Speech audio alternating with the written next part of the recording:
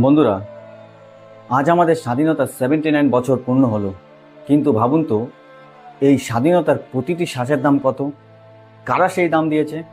একজন তরুণ মাত্র 23 বছর বয়সে নিজের প্রাণ হাসি মুখে দিয়ে বলেছিলেন, তুমি আমার দেহ ফাঁসিতে ঝুলিয়ে দিতে পারো, কিন্তু আমার স্বপ্নকে কখনো হত্যা করতে পারবে না। তিনি হলেন শহীদ ভগৎ সিং, যিনি জানতেন মৃত্যুর দরজায় দাঁড়িয়ে আছে, তবু তিনি ভয় পাননি। তিনি কলেজের ছাত্র ছিলেন, স্বপ্ন ছিল পরিবারকে সুখে রাখা, নিজের জীবন গড়ে তোলা।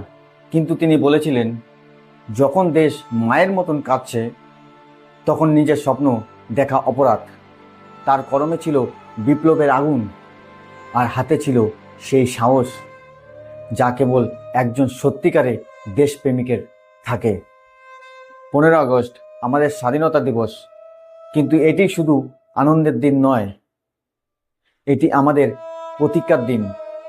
ভগৎ সিংয়ের স্বপ্ন ছিল একদিন এই দেশের প্রতিটি তরুণ শুধু নিজের ভবিষ্যতের জন্য নয়, দেশের ভবিষ্যতের জন্য কাজ করবে।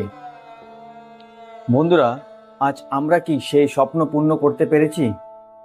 আজ আমরা স্বাধীন, কিন্তু আমাদের দায়িত্ব কি শেষ? না, স্বাধীনতা মানে শুধু পতাকা ওড়ানো নয়, মানে নিজেকে এমনভাবে গড়ে তোলা যাতে দেশ গর্ব করে, দুর্নীতি ভেঙে ফেলা, অন্যায়ের বিরুদ্ধে রুখে দাঁড়ানো এবং সেই সাহস রাখা যা ভগৎ সিং দেখিয়েছিলেন। তাই এই 15 আগস্ট মনে রাখুন, ভগৎ সিং কত কম বয়সে তিনি প্রাণ দিয়েছেন দেশের জন্য। আর আমাদের বয়সে আমরা কি দেব? সময়, পরিশ্রম, নাকি শুধু বাহানা?